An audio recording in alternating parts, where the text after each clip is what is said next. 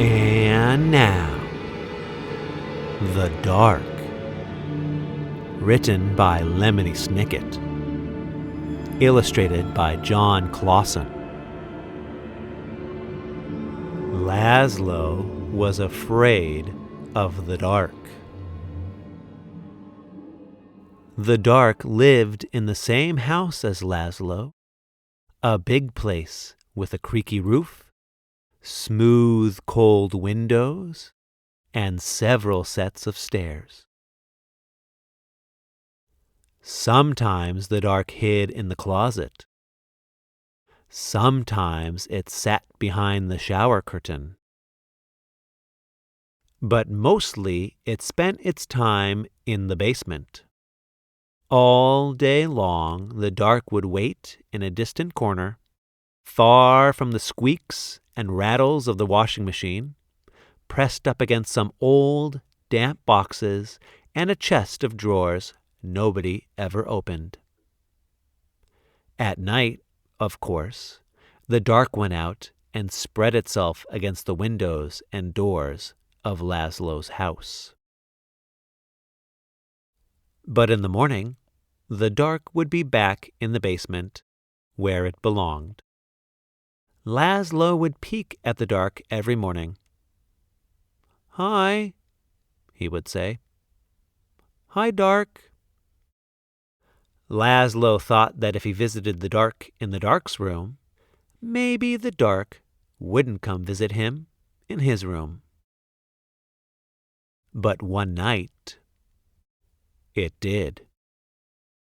"Lazlo," the dark said in the dark.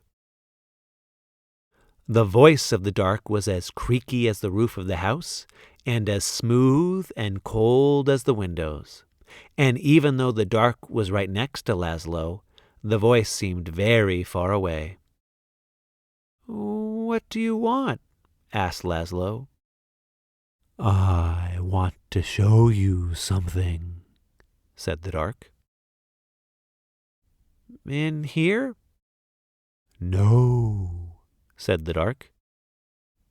"Here?" No, said the dark. "Downstairs." "Downstairs?" "Yes," said the dark. In Lazlo's living room was the biggest window in the house. Lazlo looked out at all the dark outside. Above him, the roof creaked, and he closed his eyes. Now the dark was all Lazlo could see. No, said the dark again. "Not there. Down here." "In the basement?" asked Lazlo. "Yes," said the dark. Lazlo had never dared come to the dark's room at night. "Come closer," said the dark. Lazlo came closer. "Even closer," said the dark. You might be afraid of the dark, but the dark is not afraid of you. That's why the dark is always close by. The dark peeks around the corner and waits behind the door, and you can see the dark up in the sky almost every night, gazing down as you gaze up at the stars. Without a creaky roof, the rain would fall on your bed, and without a smooth, cold window, you could never see outside. And without a set of stairs, you could never go into the basement, where the dark spends its time. Without a closet, you would have nowhere to put your shoes, and without a shower curtain, you would splash water all over the bathroom. And without the dark, everything would be light, and you would never know if you needed a light bulb. "Bottom drawer," said the dark. "What?" "Bottom drawer," said the dark. "Open the bottom drawer."